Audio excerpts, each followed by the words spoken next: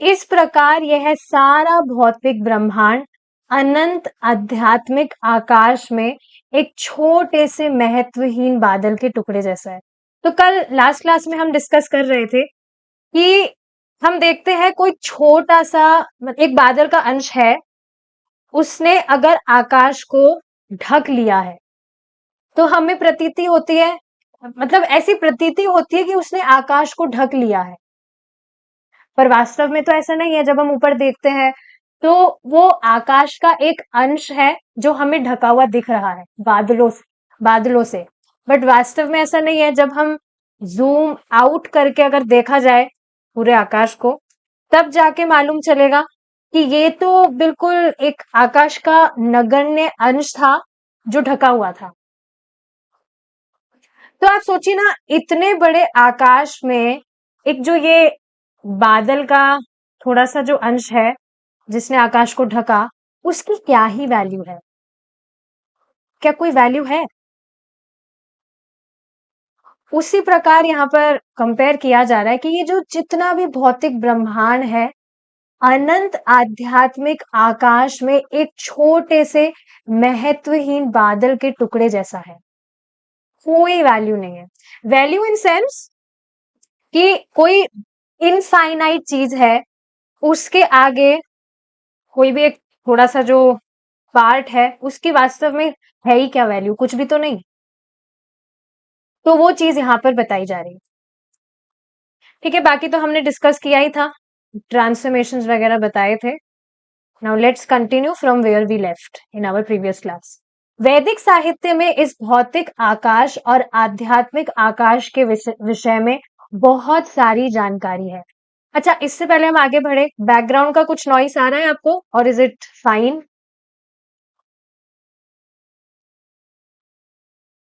I hope it's fine. Okay, ठीक है।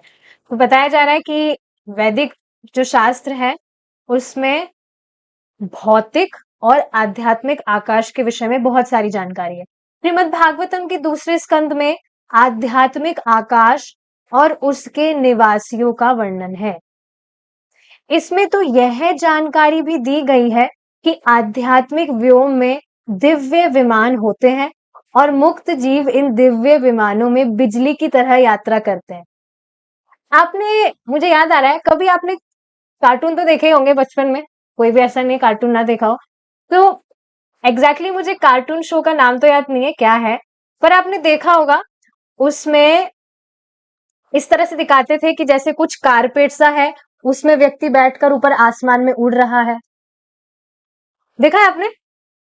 या जो भी चीजें मतलब ऐसे बताई जाती है, तो आप सोचिए ना, हमने जो भी ये सारी चीजें देखी है, क्या कभी सोचा था कि वास्तव में ऐसा होता है?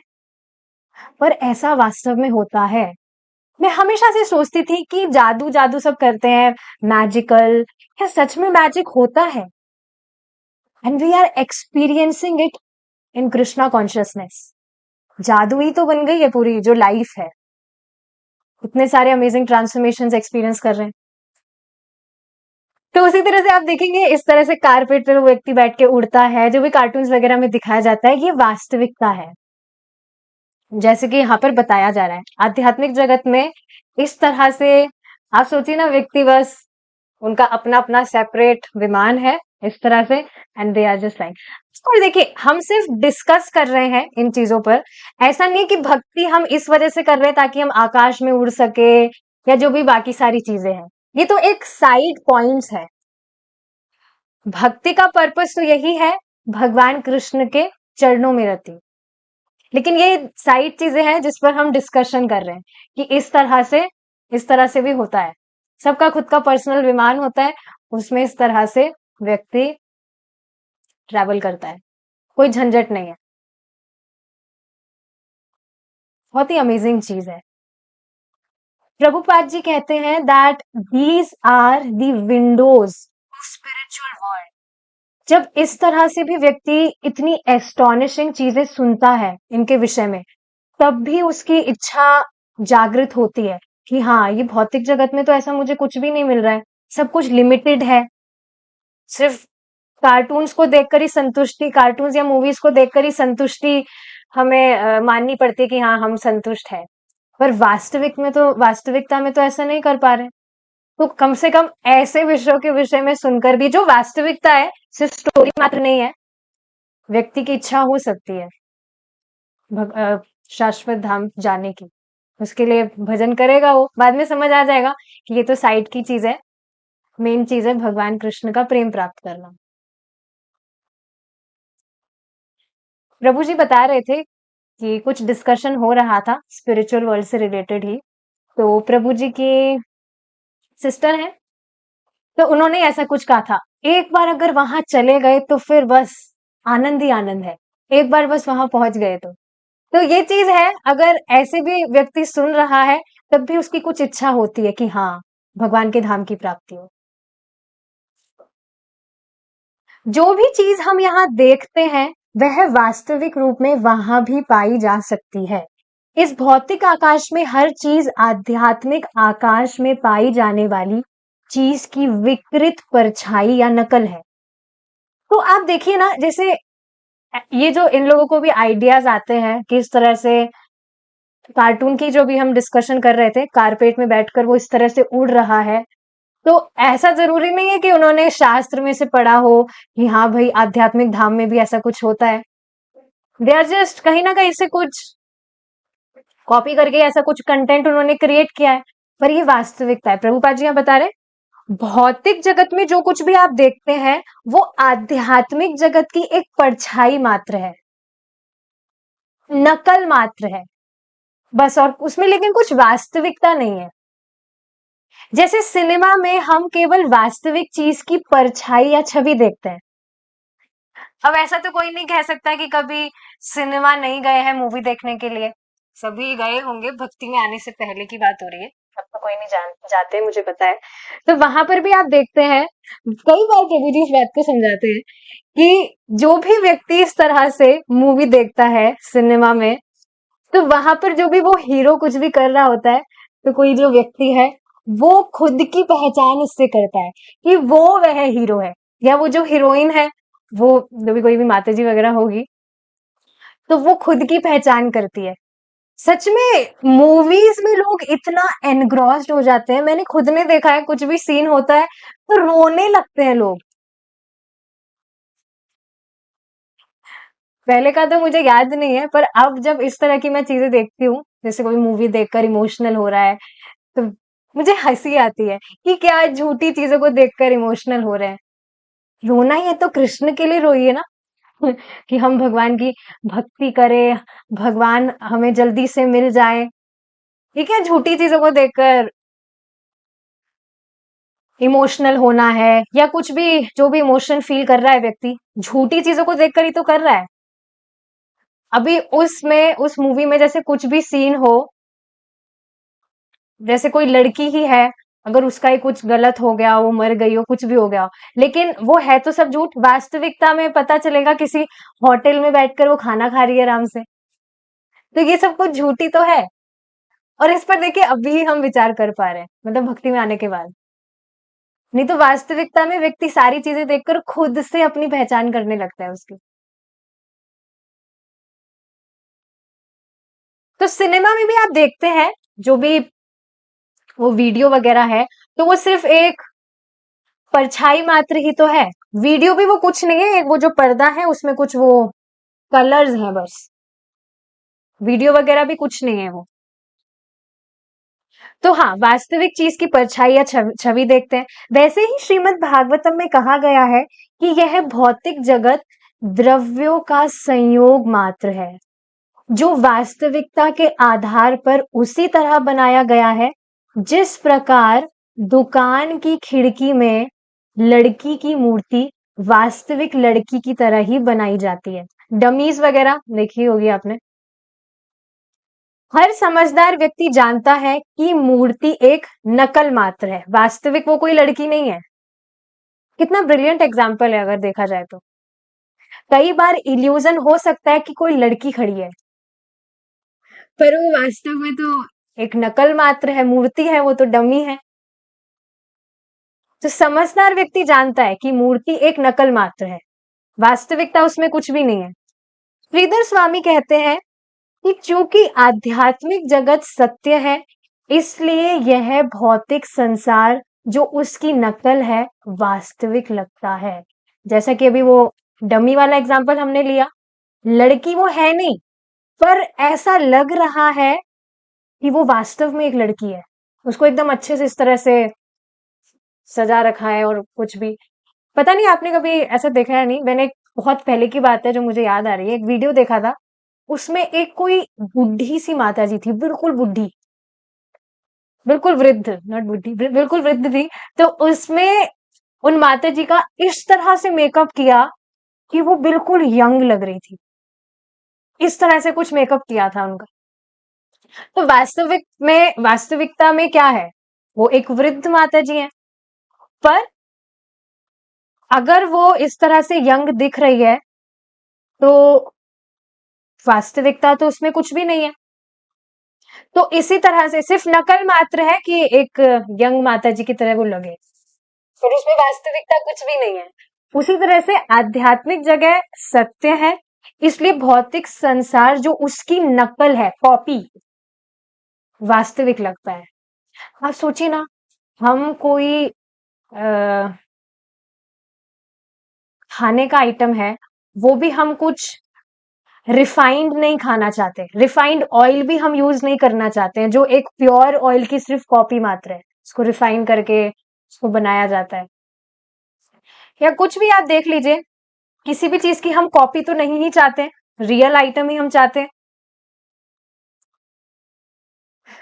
हमें वास्तविकता का अर्थ जानना होगा। वास्तविकता का अर्थ है वह अस्तित्व जिसे नष्ट नहीं किया जा सकता है।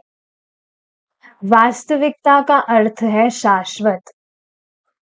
देखिए, बार बार में ये चीज बताई जाती है कि जो व्यक्ति है वो सोचता है कि मेरा जो पर्पस है लाइफ का वो ये है वो है, पर अगर विचार किया जाए, अगर जो भी पर्पस वो मान रहा है, तो वो तो उसके साथ हमेशा के लिए होना चाहिए ना, उसका जो वो पर्पस है, फिर वो हमेशा के लिए क्यों नहीं है?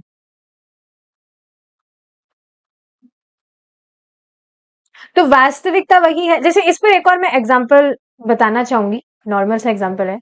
बताया जाता है दैट हमारे जो वास्तविक पिता है वे कृष्ण है। तो यहाँ पर हम जिनको भी माता पिता मान रहे हैं, वो हमारे वास्तविक तो नहीं है ना। और इसका मतलब कैसे इससे लिंक हो रहा है, अगर वास्तविक में वो हमारे माता पिता होते तो वो तो हमारे साथ हमेशा के लिए होने चाहिए थे ना। सिर्फ एग्जाम्पल के तौर पर ये चीज बताई जा रही है। सिर्फ मतलब ये बिल्कुल सही बात है कि वास्तविक माता पिता तो कृष्ण और श्रीमती राधा रानी ही है। एग्जाम्पल से स्पष्ट करने के लिए समझाया जा रहा है कि वास्तविक का अर्थ वह है जिसका अस्तित्व कभी नष्ट नहीं हो सकता है। वास्तविकता का अर्थ है शाश्वतता। अब यहाँ पर ये श्लोक है, इसको हम डिस्कस करेंगे, विल ट्राई टू रिसाइड। नासतो विद्यते भावो न भावो विद्यते सतः उभयोरपि दृष्टोऽन्तस् त्वनस्योस् त्वनस्योस्तत्त्वतर्षिभिः नासतो विद्यते भावो नाभावो विद्यते सतः उभयोरपि दृष्टोऽन्तस्त्वनस्योस्तत्त्वदर्शिभिः नासतो विद्यते भावो नाभावो विद्यते सतः उभयोरपि त्वन्योस्तत्त्वदर्शिभिः। ठीक है, देखते हैं तत्वदर्शी। अच्छा, इससे कि पहले हम आगे बढ़े, I want to discuss some points here जो कि बहुत ही इंपॉर्टेंट है। मुझे क्लास की स्टार्टिंग में बोलने चाहिए थे, but let's discuss it right now. Bhagavad Gita के 18वें अध्याय में ये बात बताई गई है, जो भी इस नॉलेज को दूसरों को देता है, भगवान कृष्ण कह रहे हैं ये चीज, वह भक्त मुझे बहुत प्रिय है। और इसके आगे एक और बात कहते हैं भगवान कि उस भक्त से ज्यादा प्रिय मुझे और कोई हो ही नहीं सकता है। Isn't this just amazing?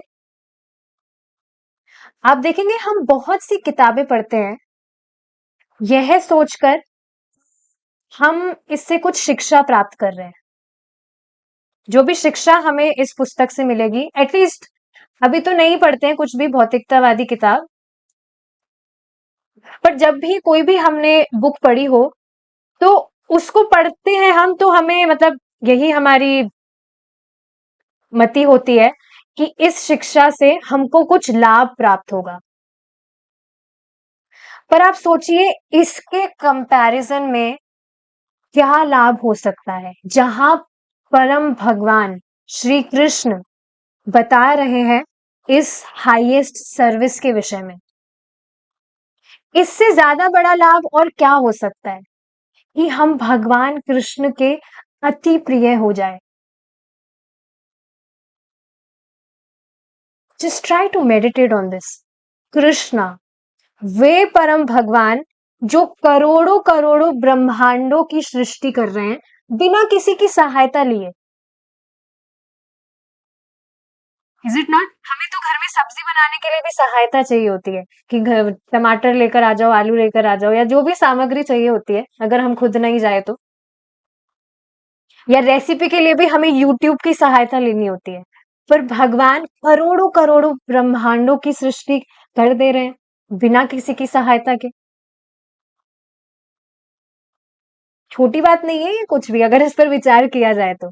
व्यक्ति को एक घर की सृष्टि करने के लिए भी इतनी सारी लेबर उसमें लगती है, एक सिंपल सा रूम बनाने के लिए भी। और वे भगवान स्वयं इस बात को कह रहे हैं कि वो भक्त मुझे सबसे प्रिय है जो गीता का ज्ञान किसी को बताता है। अब देखिए यहाँ पर ये बात नहीं बताई जा रही है कि हमें ग्रेट बनने के लिए किसी को भगवान की बात बतानी चाहिए। फोकस किस बात पर किया जा रहा है कि परम भगवान श्री कृष्ण जिनके परे कोई भी नहीं है, इस प्रोसेस को फॉलो करके, कौन सा प्रोसेस जो भगवान बता रहे 18वें अध्याय में, दूसरों को कृष्ण भावनामृत के विषय में बताने से हम उन परम पुरुष परमात्मा भगवान श्री कृष्ण की नजरों में ग्रेट हो जाएंगे, भगवान के प्रिय हो जाएंगे। आप सोचिए ना, प्राइम मिनिस्टर की नजरों में हम क्या है? कुछ नहीं। He does not care anything about us, and he is not unlimited also.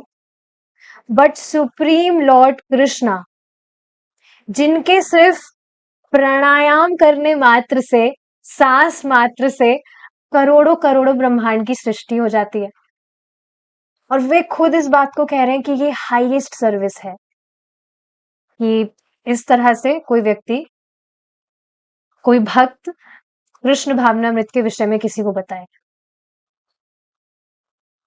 तो देखिए हमको बहुत उत्साह से इस विज्ञान को सीखना चाहिए ताकि हम अन्यों को भी इसके विषय में बता सके। जिनको विश्वास हो उनको ही तो बता पाएंगे। बहुत ही सुंदर एग्जाम्पल आज ही की क्लास में प्रभु जी ने दिया था कि आप सोचिए कोई व्यक्ति बुखार से पीड़ित है और आपकी जेब में पैरासिटामोल रखी है, बुखार की जो दवाई होती है वो रखी है, और अब आप उसको देख रहे हैं वो बेचारा बुखार में पीड़ित है, लेकिन आप सोच रहे हैं मैं इसको पैरासिटामोल की दवाई दूंगा, इसको कैसा लगेगा, क्या सोचेगा, ये देना चाहिए या नहीं।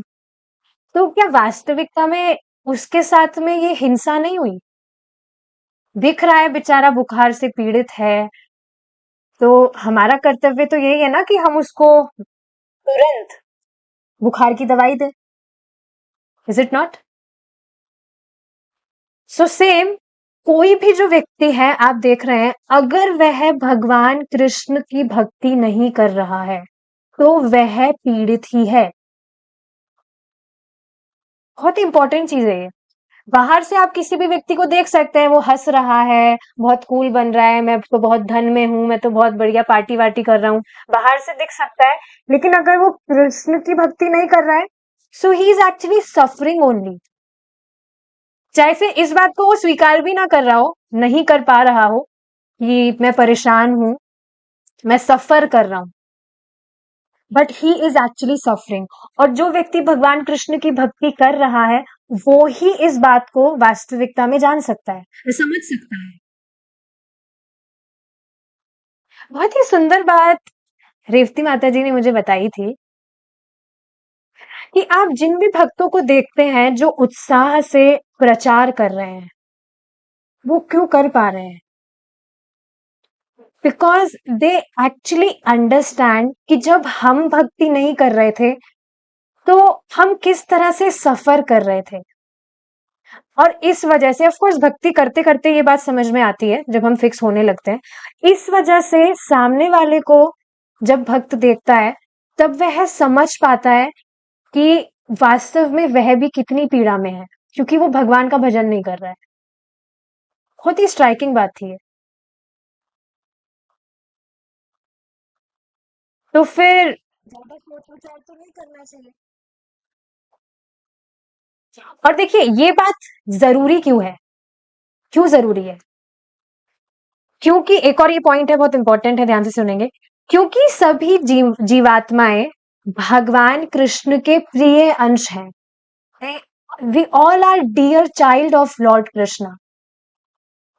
और जो भी भगवान के जीव हैं, जो भी अंश हैं, वो इस जगत से तब तक बाहर नहीं निकल सकते जब तक उन्हें संबंध ज्ञान के विषय में मालूम ना हो कि भगवान कृष्ण से उनका संबंध क्या है। आज की जो क्लास थी वो वास्तव में बहुत प्रैक्टिकल थी, इज इट नॉट? जो भी चीजें बताई जा रही थी, we were actually aspiring to practically follow it in our lives. मेरा निवेदन है सभी उन भक्तों से जिन्होंने आज की सुबह की क्लास मिस करी थी, आप प्लीज रिकॉर्डिंग जरूर सुनिएगा। बहुत अमेजिंग क्लास थी। क्योंकि आज की, वैसे तो सारी क्लासें बहुत अमेजिंग होती है डेली ही, आज का जो विशेष जो टॉपिक था, उसको वास्तविकता में हमें हमारे प्रैक्टिकल जीवन में जीने की आवश्यकता है। 13th चैप्टर चल रहा है अभी। 13th चैप्टर के 13th श्लोक से स्टार्ट किया था। कंटिन्यूएशन में 4-5 श्लोक चलेंगे।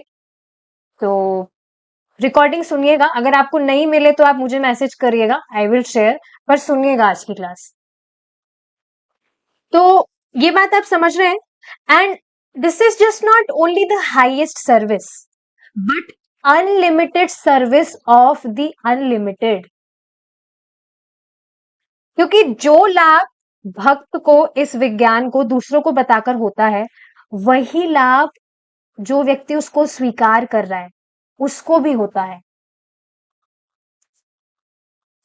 जैसे आज मैं इस पर विचार कर रही थी चैंटिंग करते टाइम। देखिए मैं जब ये बात बताती हूँ तो आप ऐसे मत सोचिएगा कि ये माता जी चैंटिंग करते टाइम विचार ही करती रहती है, ऐसा नहीं है। बट कभी कभी कुछ थॉट्स आ जाते हैं, तो बस वो मैं शेयर करना चाहती हूँ। बाकी I try to chant attentively, पर कभी कभी आ जाते हैं विचार, जैसे आज भी आया था। प्रभु जी ने बताई थी ये चीज कि जब भी आप किसी भक्त की मदद करते हैं, तो जो भी भक्ति में जो भी आप उसकी मदद कर रहे हैं, जैसे आपने किसी को कन्विंस कर दिया कि आप माला करिए, या जो माला वो कर रहा है, मतलब चैंटिंग वो करेगा, तो आपने उसको माला स्पॉन्सर कर दिया। तो अब जैसे वो चैंटिंग करेगा, क्योंकि आपने उसकी सहायता की, तो उसके भजन का लाभ आपको भी मिलेगा, आपके अकाउंट में भी जाएगा। लेकिन अमेजिंग चीज पता है क्या है, कि उस भक्त का भजन कम नहीं होगा। जो लाभ उसको मिल रहा है, वही लाभ आपके अकाउंट में भी जाएगा। तो शुरू में ये काफी बार मैं बताती थी ये बात। I was hearing recordings, but अब नॉट हियरिंग, एडिटिंग रिकॉर्डिंग्स, जो पहले क्लास डिस्कस की थी, जिनको यूट्यूब पर अपलोड करना होता है। तो उसमें काफी बार मैंने ये चीज बताई है कि अगर प्रचार करने में जैसे आप ज्यादा सोच विचार कर रहे हैं, तो कम से कम इस लालच से ही प्रचार करना चाहिए कि भाई हमारा भजन बढ़ेगा, हम सामने वाले को कन्विंस करेंगे, वो भक्ति करने लग गया, तो उसका लाभ हमारे अकाउंट में भी जाएगा। कम से कम इस लालच से ही करना चाहिए, अगर कुछ भी ज्यादा विचार कर रहा है तो व्यक्ति। तो ये बहुत ही अमेजिंग चीज है। एक और बहुत सुंदर बात प्रभु जी बता रहे थे, जो मुझे लगी बहुत सुंदर बात थी, that whatever qualities you are aspiring for, you will simply get it by chanting nicely. जैसे आज ही का जो श्लोक डिस्कस कर रहे थे प्रभु जी, तो उसमें जो भी हम सुन रहे थे, मन कर रहा था ना कि काश ये क्वालिटीज हम में भी आ जाए, हम भी इतने सरल हो जाए, कोई सामने वाला कुछ भी गुस्सा वुस्सा कर दे तो फिर हम एकदम शांत रहे, कुछ भी बस तुरंत वो बात याद आ जाए कि हाँ, अगर वो गुस्सा कर रहा है तो वो हमारे सारे जो भी कर्म है वो अपने ऊपर ले रहा है, अपनी जीभ से हमारा कर्म साफ कर रहा है, सारी चीजें बस सारे गुण हम में भी आ जाए। So if you are really aspiring for these qualities, अगर आप सच में चाह रहे हैं, सच में चाह ही रहे हैं सब भक्त, तो अच्छे से गंभीरता पूर्वक जप करने से सारी की सारी क्वालिटीज आप में आ जाएंगी। कुछ ज्यादा संघर्ष नहीं करना होगा, सिर्फ संघर्ष अच्छे से जप करने में करिए। जो भी सर्विसेज हम कर रहे हैं वो इसी वजह से हम कर रहे हैं ताकि हमारा चांटिंग अच्छे से हो। पर ऐसा नहीं सोचना चाहिए कि चांटिंग हम अच्छे से कॉन्सेंट्रेटली करने का प्रयास करेंगे, बाकी सर्विसेज को नेग्लेक्ट कर देते हैं। Things don't work like this.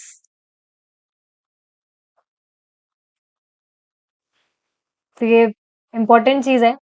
जैसे बता देती हूँ मैं, टॉपिक आ रहा है तो, एक माता जी है, so she have been into classes from the very starting. जब से मतलब क्लास डिस्कस करना स्टार्ट किया था, तो तभी से वो माता जी हैं, स्टार्टिंग से ही अभी तक बनी हुई है। This is really amazing. लेकिन अब बीच में कुछ उनका प्रोजेक्ट आया, वही प्रोजेक्ट वाली जो बात हो रही थी, तो फिर हियरिंग अब बंद। पर चांटिंग डेली हो रहा है, 16 rounds, she is chanting very nicely. But अब 2 दिन पहले उनका मैसेज आता है, शायद कल ही आया था, कि माता जी हियरिंग ना करने के कारण चांटिंग चांटिंग में बिल्कुल टेस्ट हो ही नहीं रहा है, मिल ही नहीं रहा है, बहुत भारी लग रहा है चांटिंग करना भी, प्लीज हेल्प। तो मैंने उनको कहा कि आपकी जो दुविधा है उसका समाधान तो आप खुद ही बता रहे हैं, आपके पास खुद के पास ही है कि हियरिंग ना करने की वजह से अब चांटिंग भी भारी लग रहा है। हर दिन ऑलमोस्ट एवरी सिंगल डे यही बात तो बताई जाती है, that chanting and hearing are interlinked. आप ऐसा नहीं सोच सकते कि अगर मैं एक चीज नेग्लेक्ट करूंगा, एक चीज अगर इंपॉर्टेंट बताई जा रही है तो दूसरी चीज इंपॉर्टेंट नहीं है, ऐसा नहीं है। कई बार देखिए, हम काफी सारी चीजें सुनते हैं, रेगुलर सुन रहे हैं, पर हम उसको ग्रांटेड लेने लगते हैं। Is it not? हम सुनते हैं, हाँ नियमित हमें जप करना है, नियमित हमें श्रवण करना है, सुन रहे हैं, लेकिन फिर भी हम गलतियां कर देते हैं। But at least she was conscious enough, मतलब उनको कम से कम वो कॉन्शियस तो है कि उनको ये मालूम चला कि मेरे हियरिंग ना करने की वजह से मेरा चैंटिंग अब ढीला ढाला हो रहा है। और देखिए, ये सभी कुछ जो है ये भक्तों के एसोसिएशन के कारण ही है। She have been chanting in association. तो अब सोचिए, कोई व्यक्ति अगर एसोसिएशन ही छोड़कर भाग जाए तो उसकी गाड़ी फिर कहाँ पर ही जाकर, पता नहीं कहाँ पर ही वो रुकेगी, मुझे तो किसी को कुछ अंदाजा ही नहीं है। तो कैसी भी स्थिति में है आप, बस भक्तों का संग एकदम पकड़ कर रखिए, भक्तों का संग मत छोड़िए, क्योंकि भक्तों के संग से आप अपने आप ही भक्त आपको खींच कर ले जाएंगे।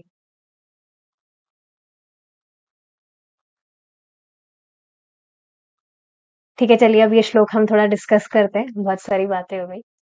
तत्वदर्शियों ने यह निष्कर्ष निकाला है कि असत, असत मतलब भौतिक, का तो कोई स्थायित्व नहीं है। तो देखिए, इस लाइन का अर्थ क्या है? असत का मतलब आप समझ रहे हैं, मैटर, डेड मैटर, जो कि अशाश्वत होता है और उसका कोई स्थायित्व नहीं है, मतलब वो फिक्स नहीं है। और अब देखिए, इसका अर्थ ये नहीं है कि वो कुछ समय के लिए ठहरा रहता है। समझ रहे इस बात को? हर क्षण परिवर्तन हो रहा है। ये बात देखिए आप क्लियर देख सकते हैं। हमारे जो नाखून हैं वो बढ़ रहे हैं, बाल बाल भी आप देखेंगे बढ़ रहे हैं, या जिनकी दाढ़ी आती है वो इसको अच्छे से समझ पाएंगे। माता जी की तो दाढ़ी वगैरह नहीं आती है, तो आप देखेंगे कि वो बाल आते हैं। खाना पच रहा है, तो आप सोचिए अगर खाना ना पचे तो कितनी दिक्कत हो जाएगी। हमने पेट में कुछ हमने खाना खाया, तो अब वो बस पेट में पड़ा ही रहे, कितनी प्रॉब्लम आ जाएगी। इसके भी पीछे देखिए, अब टॉपिक आ रहा है तो इस पर भी एक बात बताई जानी चाहिए। भक्ति में सहायता करेगी कुछ हेल्थ टिप्स।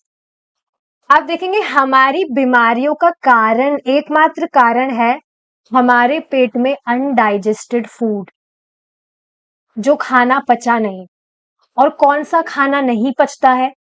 ज्यादा हम जो ग्रेन्स कंज्यूम कर लेते हैं, अनाज बहुत भारी होता है। सात्विक मूवमेंट वालों की क्लास में यहाँ नहीं दे रही हूँ, बस कुछ इंपॉर्टेंट चीज है जो यहाँ बता रही हूँ। वो भक्ति में सहायता करेगी because it is helping me also. जो भी हम ग्रेन्स कंज्यूम करते हैं वो बहुत हैवी होते हैं डाइजेस्ट करने के लिए। तभी आप देखेंगे हम कुछ भी हैवी ग्रेन मील खा लेते हैं तो बस एकदम आलस सा नहीं आ जाता है, एनर्जेटिक फील नहीं करते हम, आलस सा आता है। लेकिन आप देखिए अगर हम कुछ लाइट लेते हैं, जैसे हमने कुछ सैलेड वगैरह ले लिया, फल खाए सिर्फ, जैसे अगर आप देखेंगे एकादशी पर अगर आप सिर्फ फल पर ही रहते हैं, अगर कुछ भी एकादशी का जो हैवी प्रसादम होता है वो नहीं लेते हैं, तो आप खुद पाएंगे कि एकादशी पर कितना एनर्जेटिक फील करते हैं हम, when we are only on fruits and juices. So basically बात क्या बताई जा रही है कि हमें ज्यादा से ज्यादा फल और सब्जियां खानी चाहिए, क्योंकि वो हमारे डाइजेशन में हेल्प करती है। और जब डाइजेशन अच्छे से होता है तो फिर हम बहुत एनर्जेटिक फील करते हैं। तो ये कुछ हेल्थ टिप्स है, आप फॉलो करिएगा। सुबह अपना जो स्टार्ट है, आप अपना जो दिन की शुरुआत है, you should always do it with ash gourd juice. प्रभु जी ने बताया था कुछ टाइम पहले, या कोई भी जूस आप ले सकते हैं सब्जी का। और ज्यादा से ज्यादा फल और सब्जियां खाने का प्रयास करा करिए, ये बात यहाँ बताई जा रही है। तो देखिए ये बात आप समझ रहे हैं कि निरंतर परिवर्तनशील है जो भी भौतिक पदार्थ है। कोई व्यक्ति अगर कुछ हेल्दी लाइफस्टाइल फॉलो कर रहा है तो हो सकता है उसका जो बुढ़ापा है वो थोड़ा लेट दिखे चेहरे पर, लेकिन फिर भी परिवर्तन तो निरंतर हो रहा है। उसकी युवा युवा अवस्था में भी अगर वो युवा भी दिख रहा है, फिर भी परिवर्तन निरंतर हो रहा है। ऐसा नहीं है कि कुछ टाइम के लिए वो स्थगित हो जाएगा, ऐसा नहीं होता है। तो असत का तो कोई स्थायित्व भी नहीं है, और सत का अंत नहीं है। सत का मतलब हुआ अपरिवर्तन। जैसे आप देखेंगे काफी बार ये चीज बताई जाती है कि बचपन से लेकर आज तक अभी भी आप यही महसूस करेंगे कि आप वही व्यक्ति है जो आप पहले थे। हैबिट्स की बात नहीं की जा रही है, व्यक्ति की बात की जा रही है। क्या आपको लगता है कि आप कोई और व्यक्ति हो गए हैं? Is it not? तो बचपन से लेकर अभी आप जो थे, आप वही हैं। लेकिन हमारी जो हैबिट्स है, हमारा जो शरीर है, वह परिवर्तन होता रहता है। एक और बात बताई थी एक बार प्रभु जी ने कि हर 7 साल में हमारा पूरा जो शरीर है पूरी तरह से वो परिवर्तित हो जाता है। जैसे अब जो भक्त नियमित रूप से सिर्फ प्रसादम ही पाते हैं, तो 7 साल के बाद में आपका पूरा जो बॉडी है वो प्रसादम बॉडी हो जाएगा। अब मच्छर भी आपका खून अगर चूसेगा तो उस मच्छर का भी उद्धार हो जाएगा, क्योंकि जो ब्लड है वो भी तो प्रसादम ब्लड हो गया ना। और हमारी जो ब्रेन सेल्स हैं, इस पर एक बार किसी भक्त ने कुछ पूछा था कि लेकिन ब्रेन सेल्स चेंज नहीं होती, वो तो वैसी ही रहती है जैसे हमेशा रहती है। लेकिन ऐसा नहीं है। वो भी चेंज होती है। इस पर देखिए एक और बहुत इंटरेस्टिंग पॉइंट है, हम जो चांटिंग कर रहे हैं उसका तो लाभ है ही, लेकिन अगर हम उसको कॉन्सेंट्रेटली करने का ट्राई करते हैं, कॉन्सेंट्रेटली जब हम करते हैं तो हमारा जो कॉन्सेंट्रेशन पावर है वो और बढ़ता है। देखिए ये प्रैक्टिकली आप एक्सपीरियंस कर सकते हैं, मैं एक्सपीरियंस कर सकती हूँ। पहले जो भौतिक पढ़ाई में पढ़ती थी, जब भी पढ़ाई वगैरह करती थी, पढ़ाई में कोई इंटरेस्ट तो था नहीं, पढ़ाई छोड़ती मैं, but I was average in studies. लेकिन उस टाइम जो इंटेलिजेंस थी और अब जो है, चीजों को मतलब चीजों को समझने का जो पहले था, लेकिन अब जो इंटेलेक्ट है वो बहुत परिवर्तित हुआ है। आप खुद इस चीज को एक्सपीरियंस कर सकते हैं। तो कंसंट्रेशन पावर हमारा बढ़ता है, और एक कारण इसका एक कारण ये भी है कि क्यों प्रभु जी सुबह ही जप करने को कहते हैं। सुबह हमारा कंसंट्रेशन पावर बहुत हाई होता है as compare to other time. रात को सोने के बाद में जब हम सुबह उठते हैं तो पूरी रात में सोकर उठने के बाद में हमारे जो थॉट्स होते हैं वो बहुत कम होते हैं as compare to other time. दिन में आप देखिए कितने ज्यादा थॉट्स आते हैं, रात का तो माला ही बहुत भारी हो जाती है।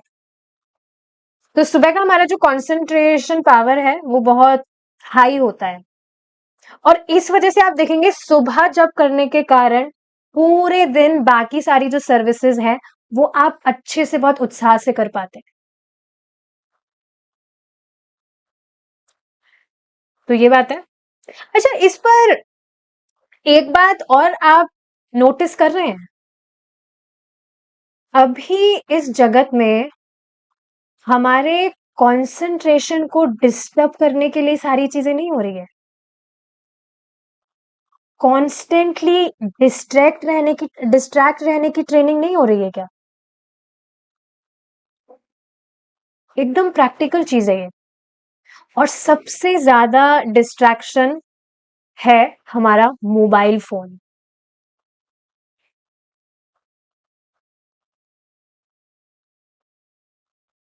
कभी डिजिटल डिटॉक्स ट्राई किया है किसी ने यहाँ पर? डिजिटल डिटॉक्स इस बार आप करके देखिएगा, एकादशी पर करिएगा। अच्छा लगे तो फिर हर एकादशी पे कर सकते हैं, और अच्छा लगे तो फिर हर हफ्ते कर सकते हैं। तो डिजिटल डिटॉक्स का अर्थ क्या होता है कि हम फोन ज्यादा कुछ यूज नहीं कर रहे हैं।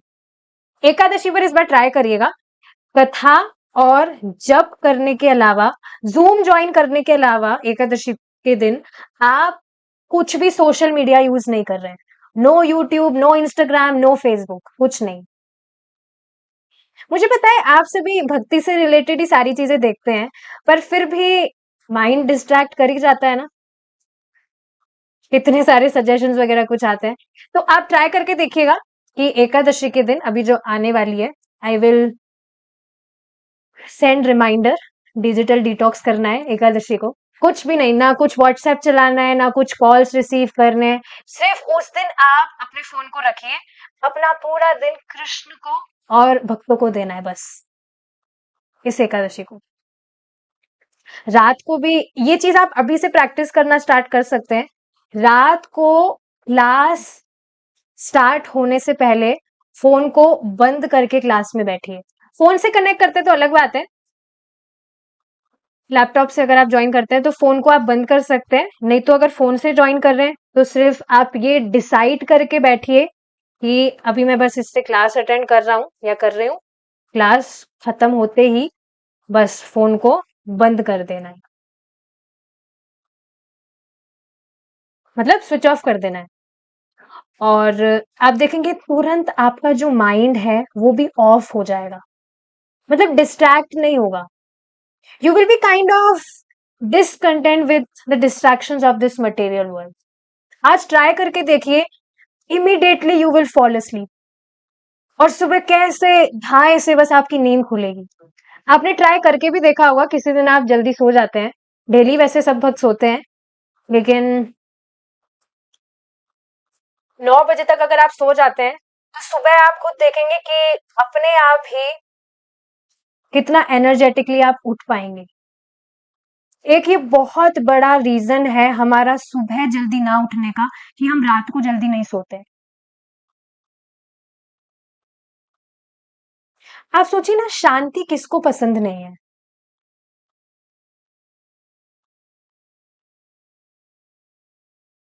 पर आप देखेंगे हम शांति से भी काइंड ऑफ घबरा रहे हैं। हमें कॉन्स्टेंटली चाहिए कि कुछ हम किसी को मैसेज करें, कुछ हम सोशल मीडिया देखें, ये करें वो करें। इतने ज्यादा इनसिक्योर हो गए हम है अपरिवर्तनशील। यहाँ पर जो बात बताई जा रही है कि सत, हम है अपरिवर्तनशील, पर हम हर क्षण परिवर्तन के लिए, हमें हर क्षण परिवर्तन के लिए अभ्यस्त कराया जा रहा है। हर क्षण बस कैसे हम डिस्ट्रैक्ट हो,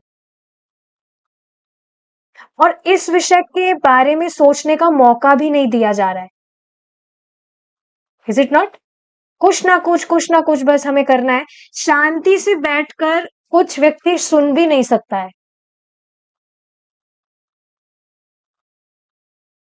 एक और चीज आप ट्राई करिएगा, क्लास के समय भी जब आप बैठे,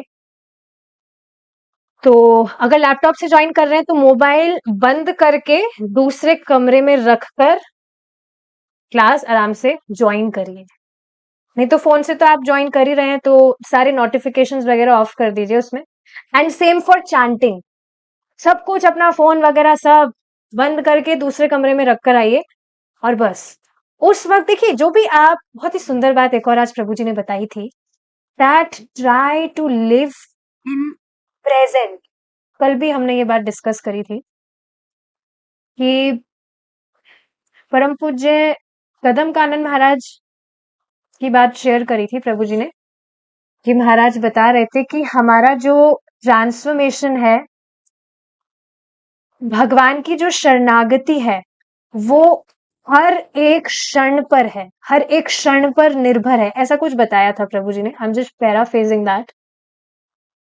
तो हर क्षण कॉन्शियस होने का ट्राई करिए कि अभी मैं चैंटिंग करने बैठ रहा हूं, तो फिर मैं बस चैंटिंग ही करूंगा। अभी मैं प्रसाद पाने बैठ रहा हूं, तो मैं सिर्फ प्रसाद ही पाऊंगा। अभी मैं क्लास सुनने बैठ रहा हूं, तो मैं सिर्फ क्लास ही सुनूंगा। Let's let's start practicing all these things every day, और फिर आप खुद डिफरेंस देखेंगे।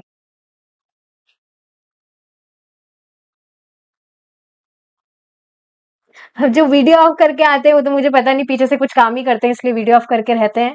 पर अगर आप कॉन्सेंट्रेटली करने का ट्राई करेंगे, सिर्फ एक दिन करके देखिए।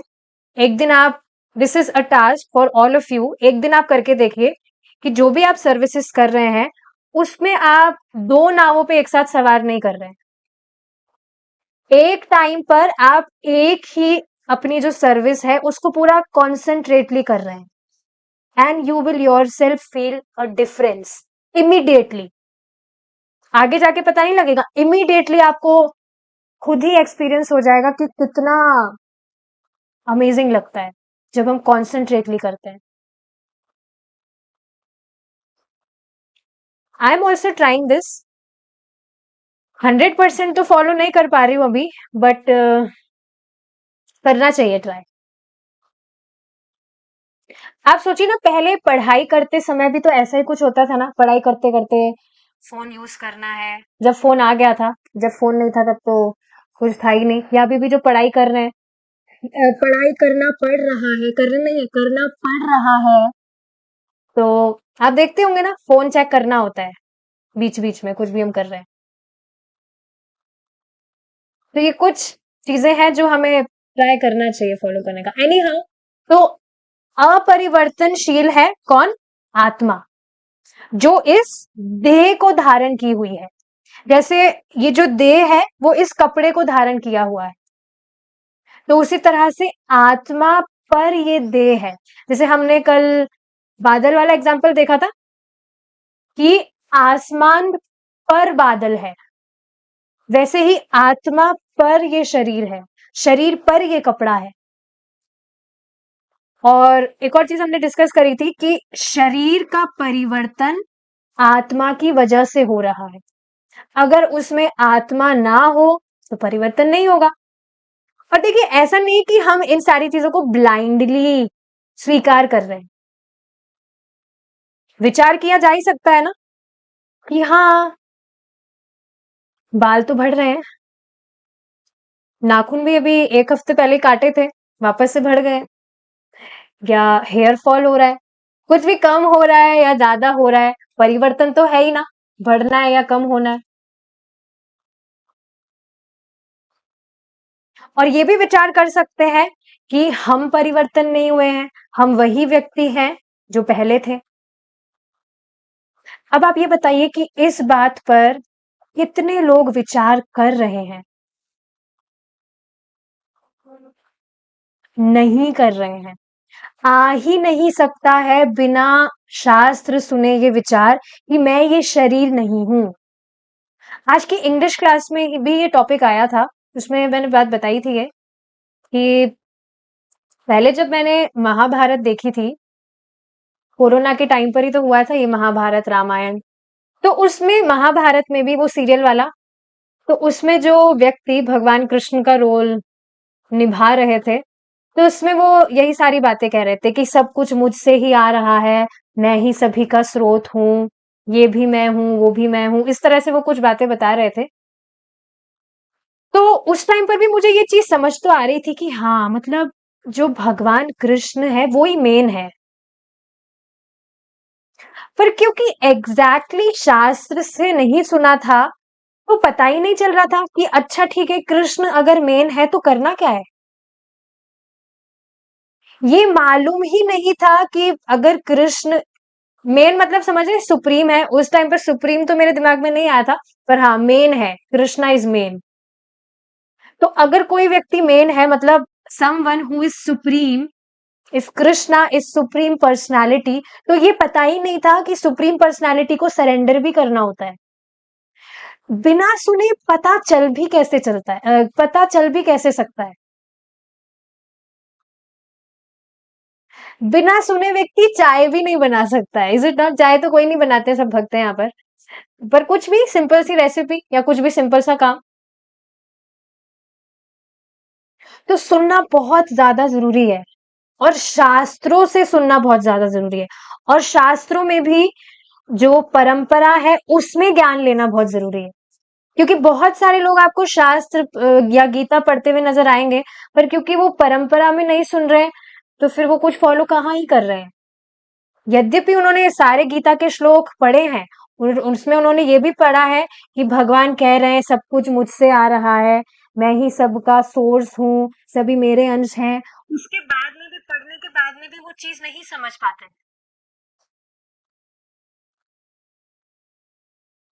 कई बार आप देखेंगे, अगर आप अपने आप से भी रीडिंग करते हैं, तो कुछ लाइंस ऐसी होती है जो बस हम ऐसे ही पढ़कर आगे चले जाते हैं। होता है ऐसा कभी? उसको पढ़ा हमने, 4-5 बार पढ़ा, फिर भी वो उस टाइम पर समझ नहीं आई और हम आगे चले गए। लेकिन कुछ दिन बाद अगर वापस से उसी सेम लाइन को पढ़ा, तो वो बहुत इजी सी लगी, क्योंकि आप कहीं से सुने होंगे। आज मेरे साथ हुआ था ऐसा। तो जब तक व्यक्ति सुनेगा ही नहीं, उसको पता ही कैसे चलेगा कि उसको करना क्या है? जब तक सुनेगा नहीं कि परंपरा में, तब तक वह कृष्ण का भक्त कैसे बनेगा? जबकि उसने ये भी पढ़ा होगा, मन मना जो भी ये जो श्लोक है जिसमें भगवान कह रहे हैं, मन मना मद भव भक्तो मध्या जीमाम नमस्कुरु, मेरे भक्त बनो, मुझे नमस्कार करो। इसमें भगवान कृष्ण कह रहे हैं। ये श्लोक पढ़ा भी होगा जो भी अपने आप से गीता पढ़ते हैं, पर फिर भी कहाँ भगवान के भक्त बने?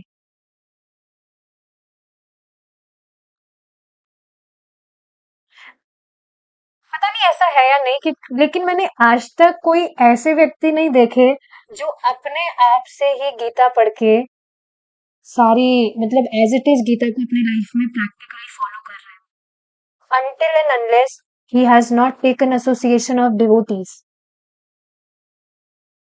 देखा है आपने कभी? मैंने तो नहीं देखा है कोई ऐसा भक्त जो अपने आप से शास्त्र पढ़ लिया हो और अपने आप से ही ना बहुत अच्छा डिवोटी हो गया हो। क्योंकि भगवान कृष्ण स्वयं ये बात बता रहे हैं, जब तक भक्तों का आश्रय नहीं लेगा, भगवान को वह समझ ही नहीं सकता। This cannot happen. Krishna will not make it happen, and no one else can make it happen except Krishna. भक्तों का आश्रय नहीं लेगा तब तक वो जान ही नहीं सकता है, भगवान का भक्त वो बन ही नहीं सकता है।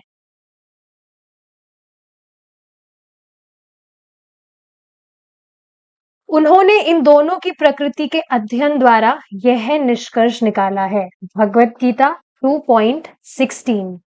आगे का जो डिस्कशन है, we will continue in our next class if Krishna is willing. We will stop here. Srila Prabhupada की जय। निताई गौर प्रेमानंदे। हरि बोल। हरे कृष्णा।